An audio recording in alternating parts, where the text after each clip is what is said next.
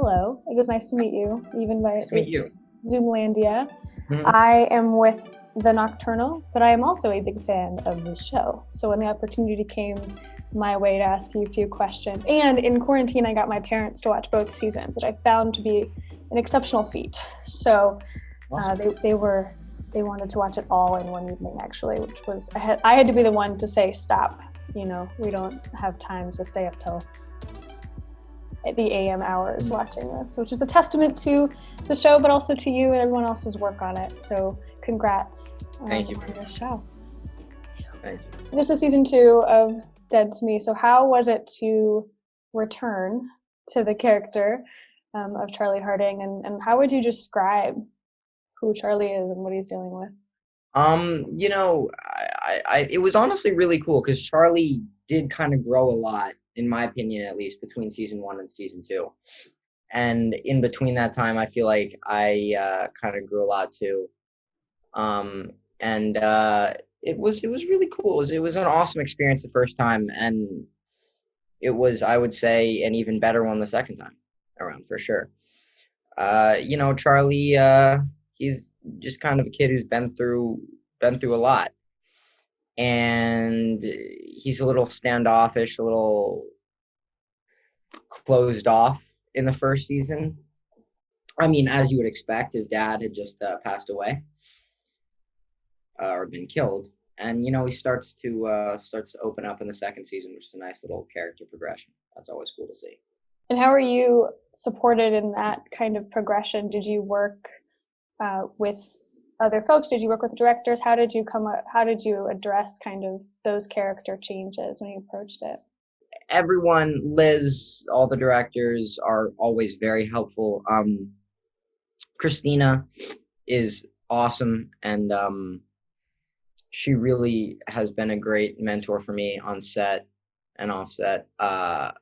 I would also say my dad, definitely, because my dad was an actor a while ago, and a lot of times I'll talk to my dad on the phone about character stuff and all that kind of stuff. So yeah, definitely a lot of things like that. Are there questions that you would share with someone? So let's say I'm going to head into something like this. Were there Mhm. questions that you were asking Liz or your dad that you would give in terms of to a fellow young actor heading into something like this? Uh, I'm not really sure. Just kind of there isn't really anything. You just kind of, it's like anything in life. You just kind of go do it. Your character has some, shall we say, interesting and conversations with Mhm. both Judy Hale, Jen Harding. How Mhm. did you mentioned Christina just a second ago, but how did you prepare with Christina and with Linda to nail the timing and the pacing and the tone of the scenes that you guys have together? You know, I have a great relationship with both of them, I would say, and Christina is awesome, probably my favorite person I've ever worked with. Just so nice. And so, on-screen chemistry, I would say, from my, little experience so far, often stems from good off-screen chemistry. So, after the little moments like that aren't usually planned. It's more like the scene is written, and then we all have our characters, and things just kind of come out. And that's often, from my experience, the best way little moments are found. Is there one in particular that a scene or a moment that was created in the moment, so to speak, that stands out Uh, to you? you know, like, so like a lot of Christina and Linda's little rambling in scenes are all kind of ad lib. Most of it's written, but a lot of their little back and forth are kind of ad lib. And so, to be honest, there are so many little moments that happen like that on the show. Not really one specifically comes to mind. Speaking of your moments with Christina, I have hopefully a fun question. And the answer maybe wasn't actually on. Do you know what the speed was when you ran away from Christina down the street and you were using the I radar gun? Did it say something back? I wanted to know how fast you were No, running. the gun was kind of fixed at a specific speed. It unfortunately it did not say that. No, that would have been cool though. To people who haven't yet watched this show, season 1 or season 2, how would you describe Dead to Me to them in like a few sentences? Like what's your elevator pitch for this show? In short, it's a dark comedy about friendship. It's kind of I would say the target audience of the audience of the show are people, older, maybe probably about 10, 15 years older than I am. But still, I think young people do like the show, and young people who I've talked to who've watched it have liked it. It's a story about friendship between Jen and Judy, and it's about, self-forgiveness and loss and dealing with trauma, and it's just kind of a story about growth. It's really interesting what you just said about the young people, quote unquote, to use your words, that watch this show, because I too would have guessed about the demographic in terms of who's watching the show, but it's really interesting because there's so many characters that are young in the show that are dealing with trauma, with their friendships, what you just said. So that's really interesting in terms of that demographic. Do you have, I'm gonna step outside of Dead to Me for a second. Do you have a dream collaborator or a dream project? I can't make any immediate suggestions or emails here, but if you had a dream collaborator or a dream project that came your way, what would that look like? I mean, a dream project, I would like to play something like Jesse Pinkman in Breaking Bad. Like, at this point, if I could play a Jesse Pinkman in high school, like before that, that would be an awesome role to play. Dream collaborator. Oh my, I don't know. I'd really like to do a Christopher Nolan movie at some point. You've kind of had a wonderful, or at least a rich experience working with you mentioned Christina and Linda, but some incredible actors so far. So that's pretty wonderful. Yeah. And you learn a lot from working with, people more experienced than you, obviously. But that's been a very great educational experience as well, getting to watch people work who are, more experienced than you are, or I am. Are there elements to the character of Charlie that you like either connect with or brought in from your ideas or conversations with other folks or conversations with those actors that you brought into this character too? Charlie can be fairly similar to myself in certain ways, because I feel like he can be fairly standoffish and a little closed off before he really opens up to people. And I find I can be fairly reserved. And, Charlie, he's been through a lot. He's been through, honestly, more than I have.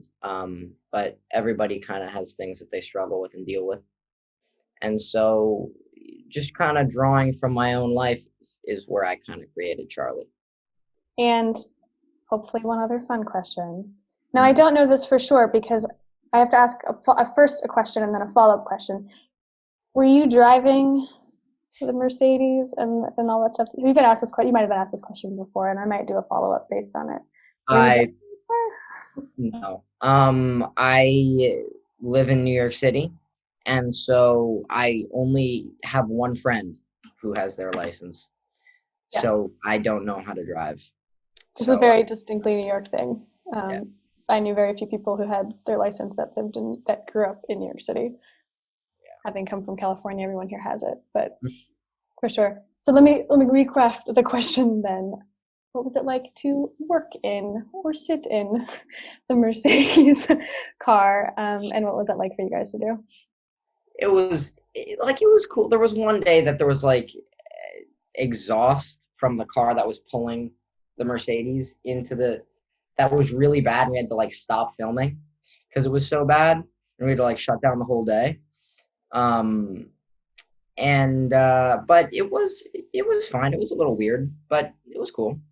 It was kind of cool. Pretend driving. You know. What would have been the car of choice if you had to choose? Like, if they said, "Okay, you can choose whatever Charlie's Uh, going to drive in," what would I it be? mean, I don't know. Like just to drive for fun. Yeah. Uh, Probably, like a crazy sports car, like maybe a Lamborghini or a McLaren. But like for me, my dream car is probably like a Porsche 911 or a G-Class Mercedes. So I don't know, something like that. Fair enough. You got close, but not exactly the same. Mm. Good luck. Are there scenes or any moments from filming on set that stick out to you, or that in terms of a memorable moment or a comedic moment that you want to share? Yeah, and like I think it might be episode 8 or 9. Um, Charlie has a confrontation with Jen in the hallway, and he's basically asking her what's going on. And that I would say was probably one of the I don't want to say best, but one of the probably the richest moments on set. And it was a good day. It was just yeah, I guess that stuck out to me, not for any particular reason other than it felt good. Is that the scene or the shift when it, if I'm correct in my memory, it feels like the shift to when Charlie really embraces feeling like this like protective entity kind of comes out? Is that the scene that you're referring to, or is it? I think so. Yeah, it's a scene where he's basically stops her in the hallway Yeah. and he's like, "What's going on?" Yeah, so I think so. I think Charlie actually is kind of protective before that. He's fairly protective of Henry. Um, but yes, yeah. I remember that moment in particular. Mm. So it's interesting for you to highlight it because I remember watching that and feeling that kind of that scene and setup is very memorable to me. So it's interesting that you highlight that. I have a couple more minutes with you, but is there anything else about Dead to Me that you'd like to share with me, or do you have any questions? You don't have any questions for me. That's not. But do you have anything you want to add in terms of what this process and what this experience has been like for you? It was awesome. It was kind of an experience, not really like anything I've had in my life, both seasons, and I would love to do it again.